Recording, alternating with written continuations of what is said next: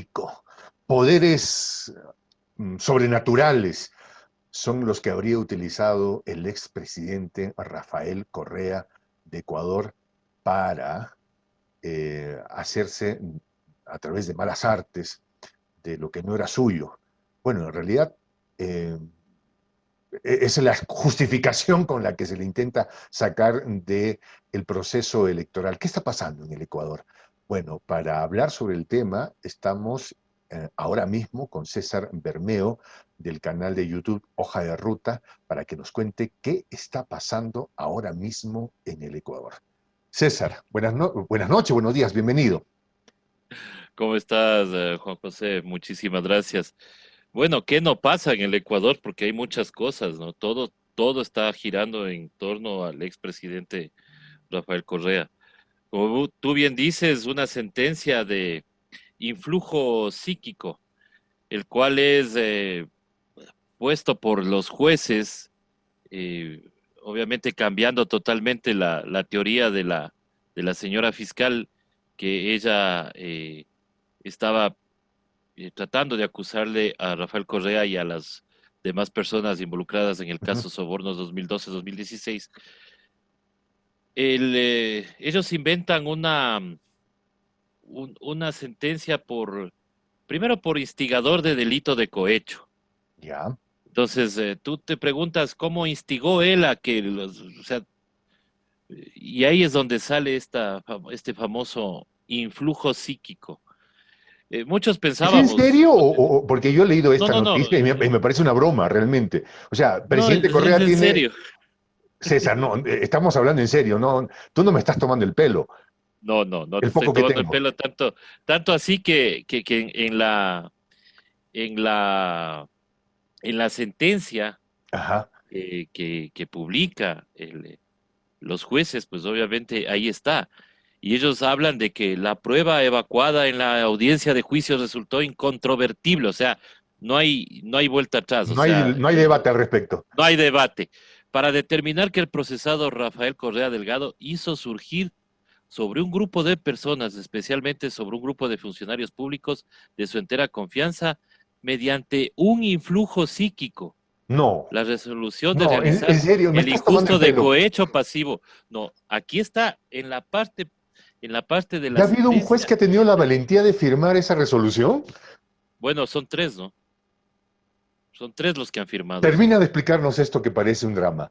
Parece un Ya, chiste, parece un. Pero, por favor. sí, o sea, todo empezó como alguna vez conversábamos, te decía que todo esto empezó por una investigación periodística Ya. en la que un policía muy agencioso hizo un parte policial y sobre ese parte policial la señora fiscal tomó como noticia criminis esta investigación y este parte como prueba para iniciar un proceso de una investigación que inicialmente se llamaba el arroz verde, Ya. porque lo que Noticias hablaba es crímenes, de. para entenderlo, es cuando la fiscal o el fiscal decide iniciar una investigación de parte porque alguien ha publicado una noticia. ¿Es correcto o me Exacto. equivoco? Ya, Sí, ok. ha publicado una investigación y en esa investigación existe un delito que debería investigarse. Ok, ya. Entonces, eso es lo que hizo la fiscal, pero misteriosamente en esa investigación estaba las campañas electorales de Alianza País, que era el partido que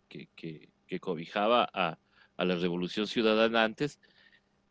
Entonces estaban algunas elecciones, entre ellas la del 2017, que era pues obviamente la de Lenín Moreno. Ujú.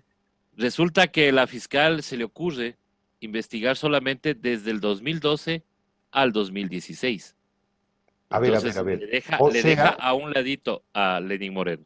a ver, esto está interesante. O sea, la fiscal surge su investigación a partir de lo que un policía le cuenta y de una noticia que se publica. Pero Exacto, lo saca de la investigación a Lenín Moreno. exacto. Le saca a Lenín Pero Moreno este es porque grosero, ya. Esta es claro, o sea, una manipulación grosera, César. claro, ella se inventa el caso porque ella le denomina el caso Sobornos 2012-2016, Ajá. dejando al 2017 a un lado porque ahí estaba Lenín Moreno. Entonces ella habla de empieza a acusar y empieza a manejar su caso de acuerdo a la teoría de Roxin, que es una teoría que ustedes deben conocer allá en el Perú bastante bien, porque con eso le acusaron a Alberto Fujimori. La teoría del autor mediato, o sea que alguien Exactamente. no comete el crimen, sino que manda a alguien a cometerlo a nombre de él, pero él resulta siendo el beneficiario del evento, digamos. Ya. Entonces, en este caso hablaban de sobornos de supuestas empresas privadas que se les pedía que paguen ciertos eventos, ciertas cosas por campaña electoral, a cambio, decía la fiscal, de contratos. Ujú. El problema es que no hay los contratos con esas empresas, no hay ningún contrato que se haya hecho el cruce de facturas. La señora fiscal dijo que no era necesario en un caso de sobornos encontrar las facturas. Bueno, ella decía que ningún ladrón roba con factura, en lo Que es cual verdad, pues además, ¿no? Eso es, estoy de acuerdo, pero en este caso, si es que quieres probar un soborno, pues debería haber al menos la cuenta, dónde se a ver, depositó, hay una cuándo se cosa, César, entregó. no sé si me ayudas con esto. Ningún corrupto da factura por un acto ilícito, eso queda Por clarísimo. supuesto, Pero si estamos hay algo, claros. César, la ruta del dinero, ¿ya? Si no hay que Exactamente. preguntárselo a Alan García, Claro, ¿ya? O si sea, no ya no puede, bueno, ya no no, ya podemos. no podríamos en realidad, no, ya no podríamos preguntárselo a Alan García, pero estudiemos la historia de él. El Claro. sujeto era un tipo tremendamente hábil para las marranadas, para hacer cosas ilegales, ¿no? Y por supuesto nunca firmó nada, pero la ruta del dinero sí. ¿Se ha seguido una ruta del dinero en el caso del presidente Correa, del expresidente Correa? Bueno, supuestamente hay investigaciones, pero no se encuentra nada. Lo que se encuentra es un recibo de una Ya. caja común que tenían en la presidencia de la República, Ujú. como decir un fondo común donde todos aportaban, y se encuentra una factura o un recibo donde a Rafael Correa le prestan $6,000 Ya, como un préstamo emergente. ya. Y la Se defensa, chapó los $6,000 y lo sí, o sea, devolvió o no. claro, él paga, él tiene Ah, o los sea, sí lo recibos devuelve. de pago, claro, o sea, él paga el préstamo de $6,000, Eso no es un delito en pero ningún lado. no es un delito en ningún lado, tanto así que la perito que tenía a investigar eso, Ajá. dice que para ella no es un delito que se tenga una caja común y que de ahí se saque un préstamo. Sin embargo, ahí se empiezan a inventar de que no, pues es que salió por ahí una delatora Ujú. que era una funcionaria del gobierno de Rafael Correa. ¿Se puede decir su nombre? Claro, Pamela Martínez. Está Pamela más que Martínez. Martínez, Ya. sí. ¿Qué cargo tuvo esta Ella, señora? ella estuvo de asesora Ya, ok. en la presidencia. Luego salió y fue, ¿cómo es? Juez de la Corte Constitucional también esta Ok. señora. Conocería Ya. también en esos momentos a Lenín Moreno, Por por supuesto. supuesto. O Pero sea, si solo Lenín para Moreno poner el escenario completo. está Solo en el para ejemplo. edificio de al lado, o sea, ¿Sí? creo que sí se ha de haber pasado alguna vez, Ha ¿no? tenido que Ella ver. trabajaba en los dos edificios de al frente, Claro. pero al frente queda la vicepresidencia. ¿Qué testimonio presenta esta señora? Un cuaderno, Un cuaderno. Ah, ya. Acá sí, la cosa está grave, César. ¿Ah? claro, sí, sí, un Ya. cuaderno. Un Un cuaderno. cuaderno que supuestamente donde tenía todos los ingresos de dinero y todo esto de las empresas. No, pues Al ya con hacer, eso. sí, pero al hacer la pericia resulta que el cuaderno tiene un código de barras de fabricación del año 2018. O sea, 6 años desde que empezó la investigación. O sea, el cuaderno tenía la Cuando le capacidad preguntan, de viajar por el tiempo. me imagino, o la otra es que la señora tiene una memoria tan prodigiosa que cuando le preguntan a la señora que cuándo escribió esto, dice, ahí solamente está lo que me acordé en un viaje Guayaquil-Quito, que es media hora, donde Ah, la no me señora tiene digas. tan memoria tan prodigiosa que se acuerda centavos, fechas, se acuerda que entró tal persona a la oficina, que fue para tal lado, que se sentó en un escritorio, todo relatado en el cuaderno como un diario de quinceañera. A ver si entiendo esto. Entonces, la prueba contra el presidente Rafael Correa es un cuaderno en el que están anotados detalladamente los pagos y sobornos. El tema es que Supuestamente. cuando le hacen el peritaje al cuaderno, había un código de barras, se le escapó de pronto a quien, si alguien fabricó la prueba, y resulta que ahora dicen que tuvo una epifanía y en media hora, así como Juan de los Evangelios, que escribía en lenguas, en media hora escribió todo el contenido con centavo, punto, fecha y nombre. Eso es una mentira Claro. grosera, Y hay, César. y hay otra cosa, o sea, y ella te Ah, escribe en tiempo presente. O sea, como que hubiera ido redactando en ese momento, ¿no? Este momento entró Alexis Mera, que era el secretario jurídico de la presidencia, me solicitó tanta cantidad de dinero. Entonces, y se acuerda todo eso, o sea, eso es lo raro, ¿no? Entonces, como que empieza a caerse ahí el caso. Entonces, como se empieza a caer eso, sacan lo del préstamo de $6,000, que además lo pagó. que además lo pagó. O sea, ¿Era ya te ilegal digo, hacer ese préstamo? no ¿Había algún porque tema de ilegalidad? es un tema y no porque de lo que vemos nosotros son aportes de sus sueldos que apostaban para cualquier emergencia, entre Ya. ellos, entre la gente de la presidencia, y que luego obviamente Rafael Correa solicitó esos 6,000 como parte de un préstamo que los devolvió inmediatamente.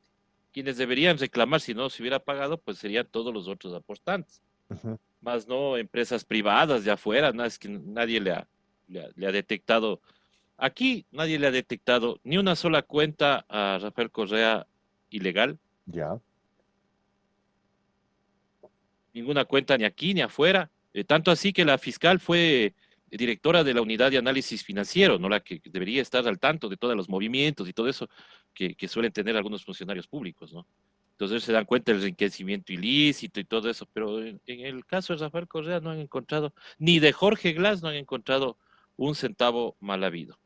Entonces, Jorge Glass, ¿cuál es la condición, el momento que está pasando Jorge Glass? ¿Quién es Jorge Jorge Glass? Glass, Jorge ¿Y Glass es el ex vicepresidente tanto de Rafael Correa en los 4 años siguientes al mandato a su segundo mandato, bueno, al tercero, diríamos en este caso, porque como tú sabrás, Rafael Correa estuvo 2 años, primero antes de la constituyente, se eligió para un periodo de 4 años, entonces ahí son los 6 años en donde le acompañó Lenín Moreno como vicepresidente, y luego pues tuvo un periodo más de reelección en donde le acompañó Jorge Glass como vicepresidente.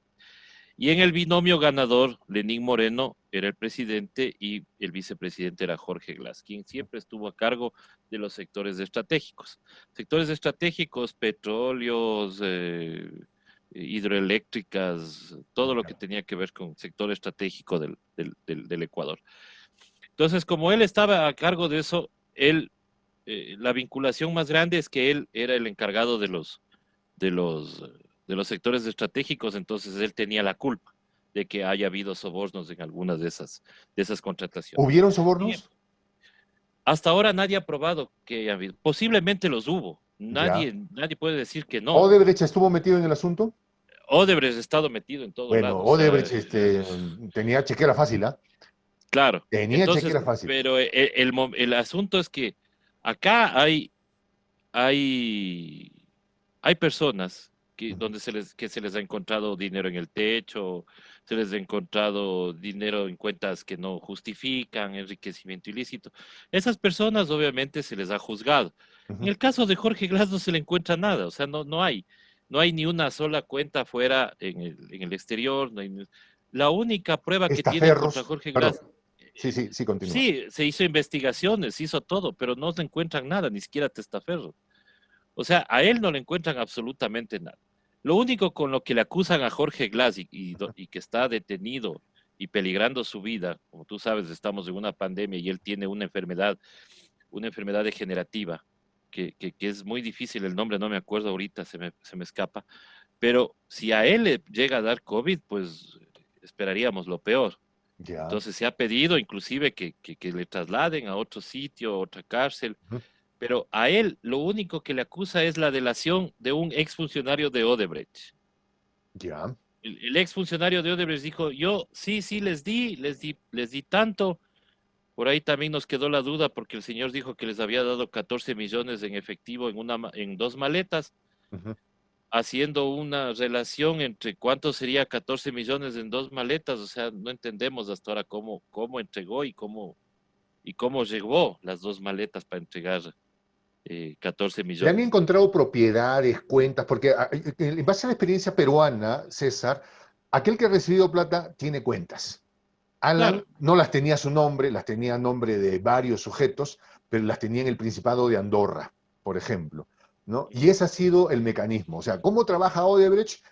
Abría cuentas offshore en paraísos fiscales y las tramitaba a nombre de terceros. Aquí en el Perú, el tenedor de esa cuenta era un señor Atala, que era precisamente el hombre del petróleo. ¿Ya? claro, ¿Allá se ha encontrado alguna cuenta, no a nombre de Glass, pero alguien que diga, yo le recibía la plata a nombre de Glass o de Correa? absolutamente nada.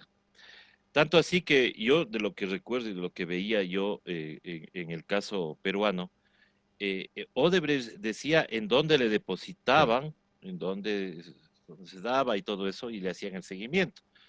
En el caso del delator acá de Odebrecht, él dijo que él entregó en efectivo, todo en efectivo. No había 14 una millones. cuenta, o sea, y 14 millones, que es lo poco, o sea, lo que supuestamente 14 millones, tú te haces cuenta cuántos fajos son 1 millón, Ujú. ¿no? De la denominación más alta que puede haber en billetes, en dólares.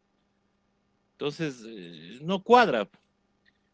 Después en otro dice que en un sobre Manila entregó, ¿cuánto era?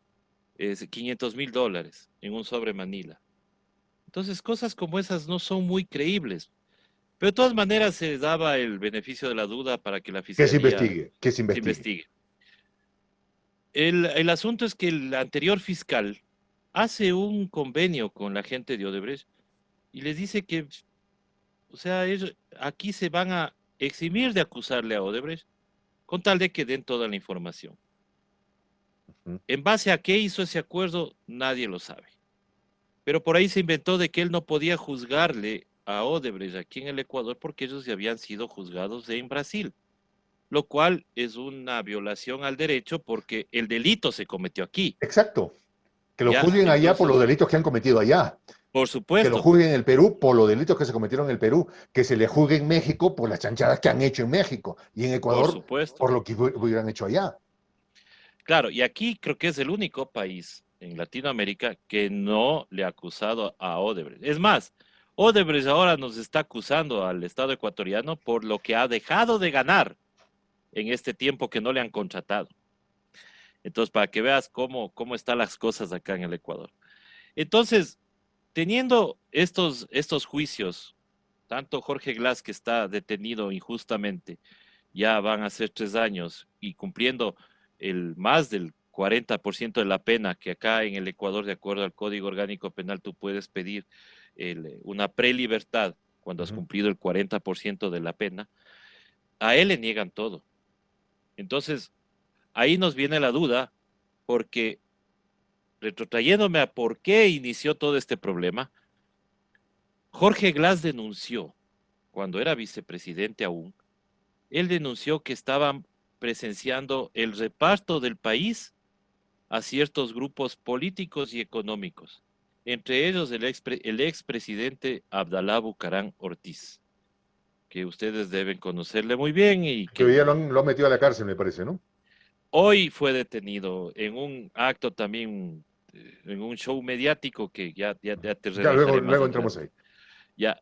Entonces, él ya dice que él no se va a prestar a este show de estar repartiendo las cosas cuando él ha peleado durante los últimos 4 años como vicepresidente para darle obras al país y estas obras no pueden ir a parar en manos de cualquier persona. Vamos a hacer una cosa ahí para poner Entonces, las cosas en contexto, César.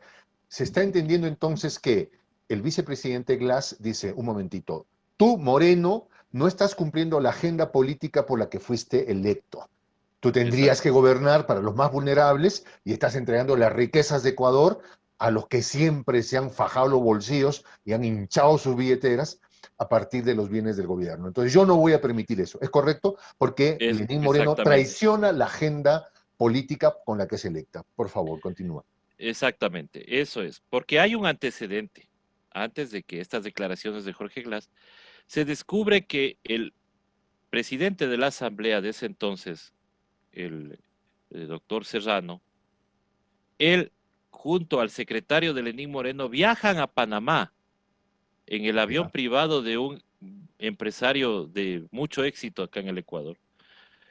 Viajan en ese avión a Panamá a hacer un arreglo con Abdalá Bucaram ujú, para el regreso de Abdalá Bucaram, que él estaba exiliado en Panamá.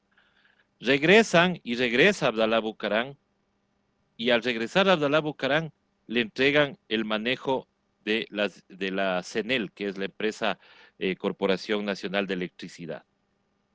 Entonces, eso denuncia a Jorge Glass, y a partir de la denuncia, cuando él pone una carta, obviamente quejándose y diciéndole que no es esto lo que se había propuesto el proyecto de la Revolución Ciudadana, es cuando empieza Lenín Moreno a hablar y a dar sus discursos diciendo primero que la mesa no estaba servida, después que todos los dedos apuntan a Jorge Glass, y empezó todo el show para acabar con Jorge Glass.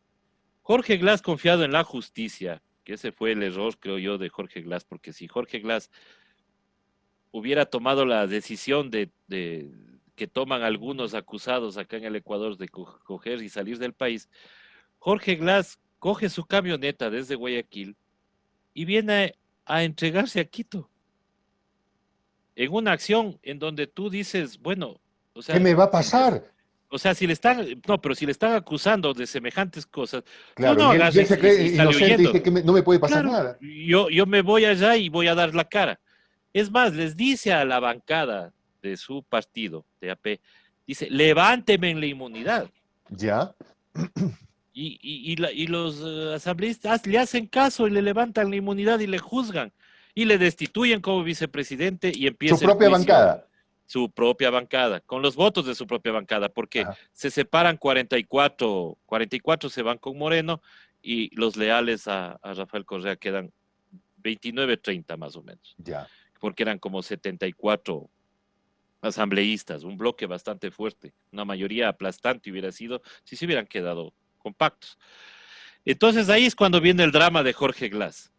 Y de ahí viene la persecución a todo lo que tenga que ver con Correa. Entonces, la persecución a los asambleístas que se quedaron en el lado de la Revolución Ciudadana, o sea, leales a Rafael Correa.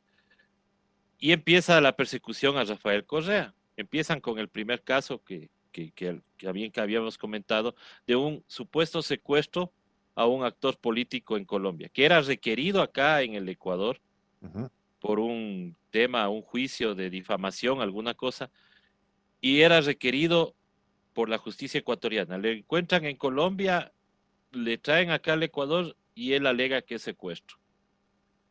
Entonces se arman un caso donde igual asoman unos dos delatores, agentes de inteligencia que dicen a mí sí me dio la orden.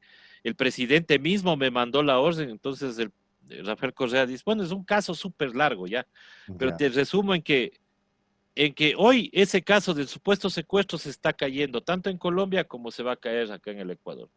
Porque la policía en Colombia ya declaró de que allá ellos nunca han hablado de un tema de secuestro.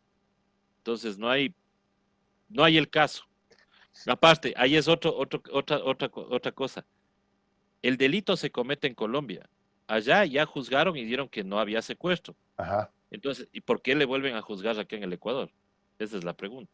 Si el delito se César, comete. César, voy a citar a una conocida filósofa mexicana, la Chimoltrufia. No nos hagámonos, ¿cómo es? La expresión es, no nos hagamos a Tarugos, los tarugos. claro. ¿Ya? Acá están tratando de sacar de carrera a el movimiento progresista, no sé cómo se le quiera llamar allá.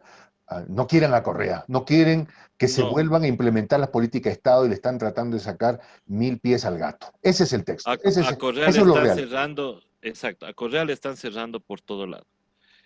Mira que cuando se quedaron sin partido político, porque la dirigencia de AP se quedó con Rafael Correa, hicieron todo lo posible por mover y hacer algunas argucias, lograron convocar a una consulta popular engañándole al pueblo con unas preguntas que, obviamente, la típica pregunta que te engancha y que tú te niegas a decir no, pero como a veces la gente no lee todo, Ujú. la letra pequeña, eso nos pasa en los contratos en todo lado.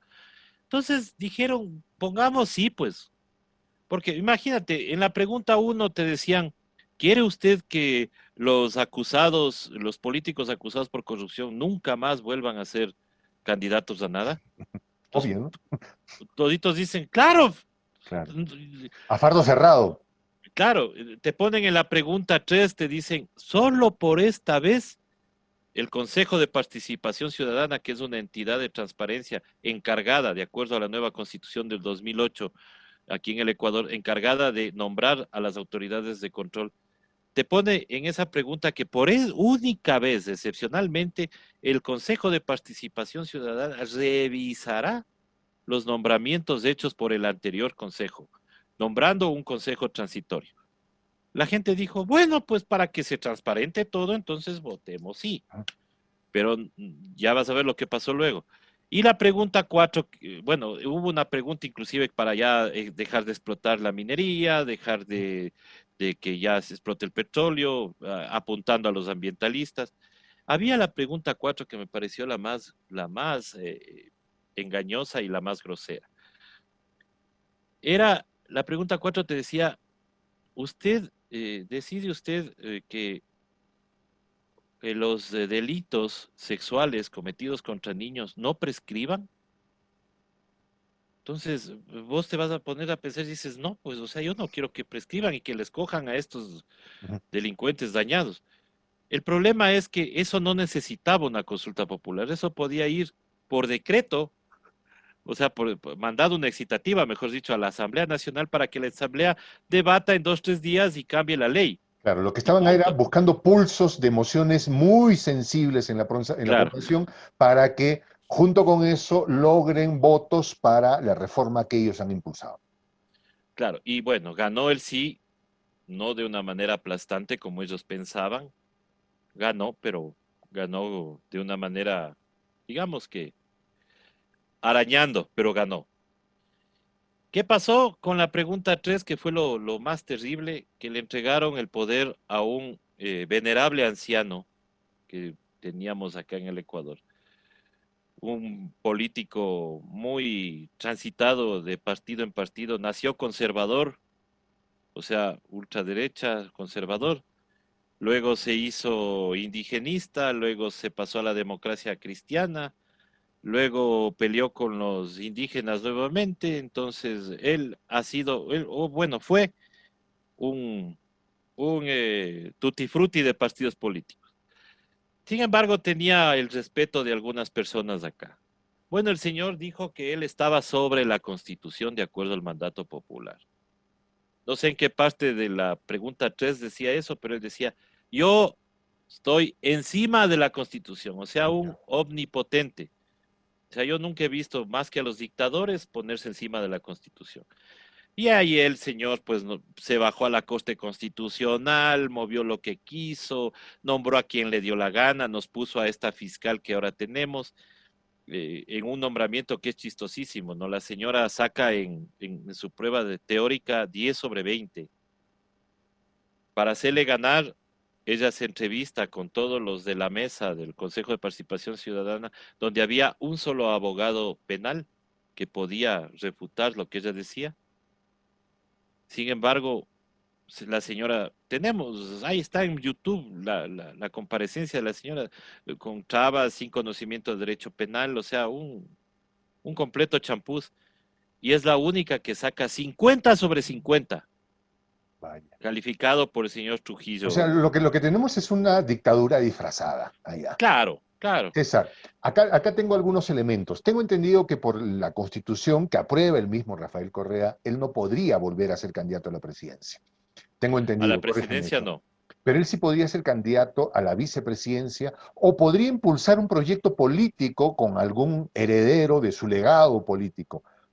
¿Qué está pasando? ¿Por qué se entiende, las noticias que nos llegan es que el partido que podría acogerlo a él como vicepresidente o que podría candidatar una propuesta política a partir de sus ideas no tendría posibilidad? O si es que sí, explícanos eso. No, él no puede ser candidatizado a presidente de la República por la Constitución le prohíbe.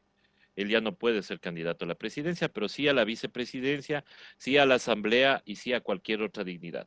Ujú. El problema es que cuando vino este Consejo de Participación y empezó a bajarse a todas las autoridades, también se bajó al Consejo Nacional Electoral y le quitaron el partido, que era Alianza País, les quitaron a ellos y les dieron a la facción de Moreno. Luego, el grupo que le apoya a Rafael Correa quiso inscribir un partido político con el nombre de Revolución Ciudadana. Y entonces el Consejo Nacional Electoral les dijo que no, porque Revolución Ciudadana era el eslogan del partido Alianza País, entonces no podían.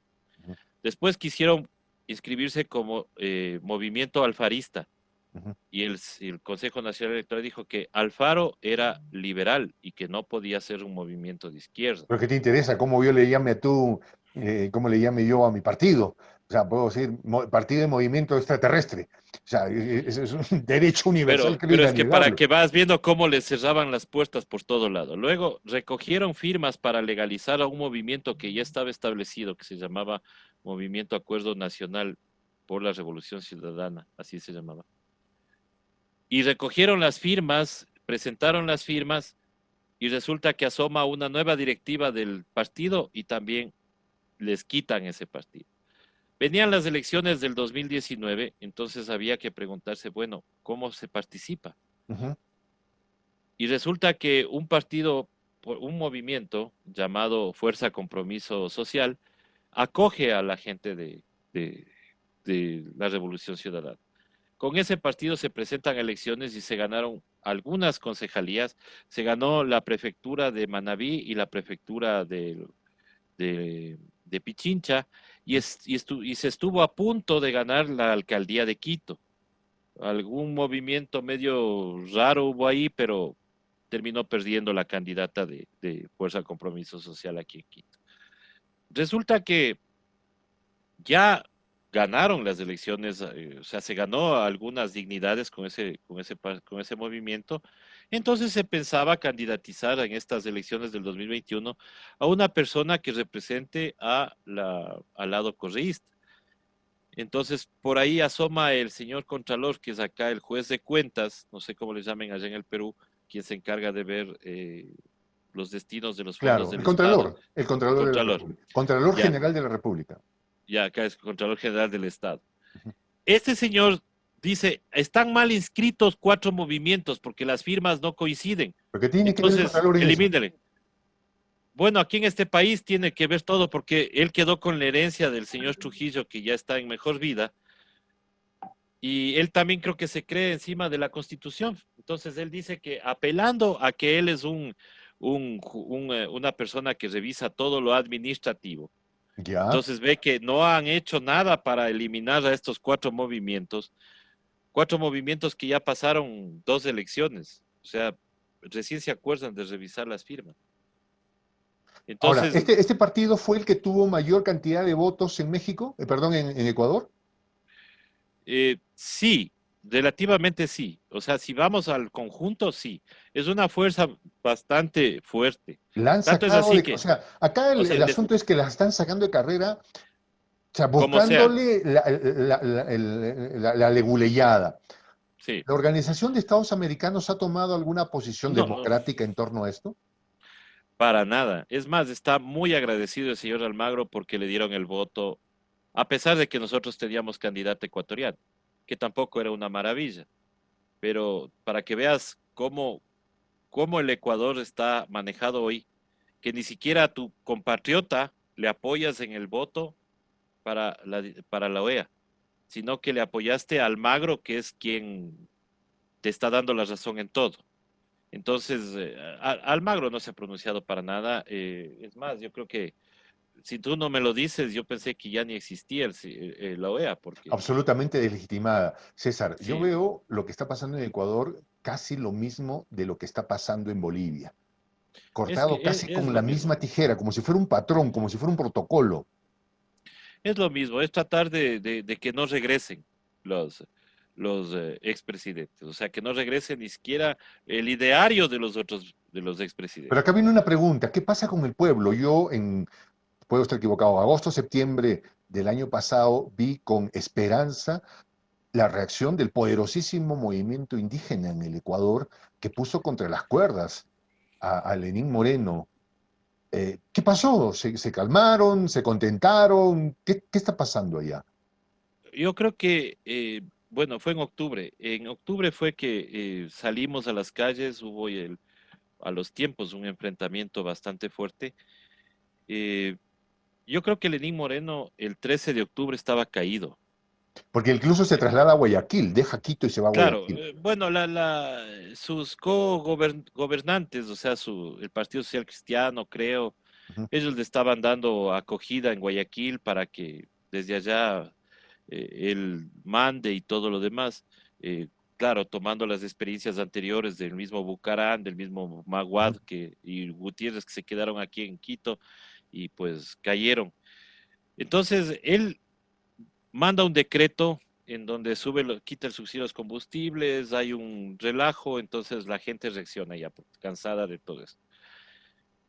Todo estaba, como digo, ya para nosotros, Lenín Moreno estaba caído el presidente. Es más, si amanecíamos al lunes, yo creo que ya tenía que poner la renuncia y irse por su lado. El problema es que la dirigencia indígena, no la fuerza indígena en sí, sino la dirigencia indígena, eh, yo digo que ellos priorizan otra cosa de su lucha, ¿no? Porque la lucha de ellos es bajarse el decreto 883. De ellos no pensaban en bajarse a Lenín Moreno. Si Entonces, hubieran querido, lo hubieran hecho. si ellos hubieran dicho, o sea, señor presidente, dé un paso al costado, vamos a elecciones, entonces yo creo que ese era otro hubiera sido el cantar. Ujú. Porque la gente pedía eso, o sea, la gente de base y todos los demás pedían ¿Tú que ya crees se que hubo acabe un esto. tema de soborno, de acercamiento a esta cúpula, No creo, o que estaban en yo otra quiero agenda? pensar bien, exactamente, yo quiero pensar otra cosa, yo quiero pensar de que la dirigencia indígena pensó más en bajarse el decreto y todos regresar Mm. en armonía y que termine el gobierno, pero que se bajen el... Entonces, resultó peor porque bueno, se bajaron por el momento el decreto, pero en esta pandemia ya hicieron lo que quisieron, ya no hubo necesidad del decreto, ya aprobaron las leyes que han querido, tanto es así que se eliminan empresas públicas, hay 300.000 personas desempleadas en plena crisis sanitaria, entre ellos médicos, maestros, eh, o sea, es ¿No terrible lo percibes que que estamos haya viviendo una acá. reacción social en este momento? Yo creo que la gente está todavía con el miedo o sea, ¿cómo? El Es, es- COVID-19, es o difícil explicar. Es el COVID-19 y es la, el tema mediático que te hace poner a unas fuerzas armadas que van a salir a matarte. ah, Porque lo que hace el ministro de Defensa es crear un reglamento en el que él se da a él mismo unas funciones que las Fuerzas Armadas no tienen, que es reprimir al pueblo. Para eso está la Policía Nacional. Pero él dice, no, aquí está mi reglamento para uso progresivo de la fuerza. Entonces, ¿cómo? Sí, sí. Ustedes deben dedicarse a cuidar las fronteras, a cuidar que enemigos externos no nos estén invadiendo y todo eso. Por ejemplo, deberían estar los marinos controlando que la flota china no se pase la zona económica exclusiva. Pero no, ellos compraron inclusive implementos para la represión, nuevas bombas lacrimógenas, porque las bombas lacrimógenas que nos votaron en octubre estaban caducadas, ¿no? Porque hubieron 10 años de que no hubo que protestas, nadie los entonces usó. estaban ahí. Claro, entonces, César, ¿para qué? en Para algún gastar, momento, gastaron en octubre. en algún momento en el ejercicio de tu profesión como periodista, ¿has sentido peligro? ¿Has sentido que tu vida puede estar en riesgo o que alguien quiso vulnerarte? Bueno, la verdad es que desde que empezó este gobierno, o sea, siempre, no hemos tenido una seguridad como periodistas. Sabemos que nuestros teléfonos están intervenidos, hemos Pájaros tenido en que el utilizar alambre. claro, ahí sabemos dónde estamos. Inclusive salimos en un reporte de inteligencia en donde por haber recibido la llamada de un amigo periodista chileno, Ujú. ya constamos en toda una trama de investigación. O sea, yo desde octubre y más desde octubre, porque como nosotros abrimos nuestro espacio digital, entonces empezaron primero a decirnos que somos los propagadores de las fake news. Lenín Moreno nos ha dicho que somos la nueva pandemia, porque nosotros lo que hacemos es relatar lo que vemos, la verdad. En octubre, mientras los canales de televisión te pasaban dibujos animados, pues nosotros estábamos pasando en vivo la protesta y la represión. Oye, O mira, sea, lo que me acaba de decir tiene una consonancia con una entrevista que le hice a un periodista, al periodista de Tupac Katari, a Milton Solís de Tupac Katari, que me dice precisamente cuando nosotros estábamos en las calles y pasaba los Encata y sacaba, los medios de comunicación estaban pasando a los Simpson.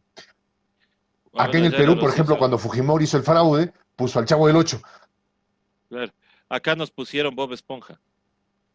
Mira tú, a Ya, Bob Esponja. Bob Esponja todo el día y de repente salían solamente los pronunciamientos de la ministra Romo y nada más. Mientras nosotros en las calles estábamos filmando con otras plataformas, obviamente, ¿La porque gente éramos sigue muchas todavía los plataformas. medios de comunicación de señal abierta, los medios tradicionales, o ves que las redes sociales comienzan a ganar terreno?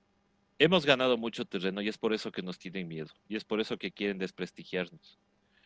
El, te digo que en esta pandemia ha habido un montón de pérdida de clientela, por ejemplo, para los canales de cable, la Ujú. televisión por cable, porque ya no quieren ver eso, o sea, no quieren que estén los canales. Antes uno reclamaba para que los canales nacionales estén en las empresas de cable. Hoy simplemente ya no nos interesa, o sea, eso es lo que se ve. Tanto así que ya ni los periódicos se venden, los periódicos todos están digitalizados, eh, o sea, están perdiendo terreno totalmente. Y vemos que, que eso es, o sea, no es una percepción nuestra, sino que vemos de ellos porque ellos también ya están abriéndose canales digitales. Ujú. Entonces ellos también ya por ejemplo, el Banco El Pichincha, que es el dueño de Teleamazonas, de todos estos grandes medios, ya se puso su propio portal, ¿no? Que es Primicias.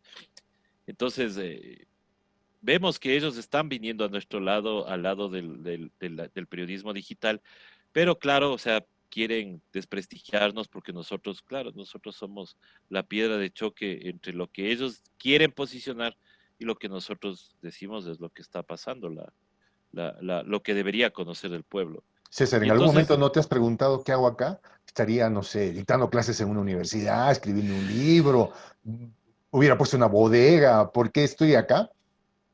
la verdad es que sí me he preguntado muchas veces de eso, te cuento, Juan José, pero al mismo tiempo te detiene el hecho de que si tú te vas es a callar una voz y a callar una voz que en estos momentos tiene sus seguidores, tiene su público y que lo que nosotros tenemos como eslogan en nuestro medio es que nosotros lo único que hacemos es darles insumos para el debate político. O sea, las personas son aquellas, los que deben sacar sus conclusiones, si nos creen o no, es ellos. Nosotros no queremos imponer la verdad, Claro. simplemente darles a ellos otra visión de lo que está pasando. Para Y terminar, si tuvieras entonces, la oportunidad de encontrarte con el presidente Moreno, una pregunta que le harías. una Una sola, te dan pregunta, la oportunidad, una sola pregunta. ¿por qué es tan miserable? ¿Por qué es tan miserable?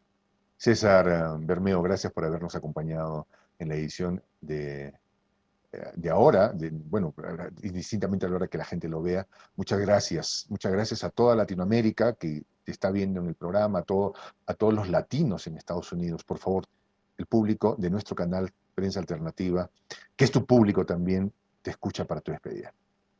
Muchísimas gracias a ti primero por haberme abierto este espacio y pues a todo el pueblo de Latinoamérica, pues decirle que Ecuador vive las horas más oscuras en estos momentos. Tenemos un presidente que no gobierna, que es un títere solamente para que los empresarios y los banqueros vuelvan a tomar el poder y ellos están buscando perpetuarse en el mismo para tenernos como nos teníamos antes, como una empresa como una empresa para ellos Ujú. y como un Estado eh, fallido que solamente lo único que ven ellos es negocio, negocio y negocio, sin importarles la vida de la gente. César, muchas gracias. Muchas gracias a todo nuestro público. César es un tremendo comunicador ecuatoriano con gran arraigo además en las redes sociales y estoy seguro que no será la única vez que nos acompañe. Que nos acompañe. Me Muchas gracias. despido con esta expresión del quechua milenario en el idioma de los incas, Tupananchis Cámaj. César, hasta volver a vernos. Hasta volver a vernos, mi estimado Juan José.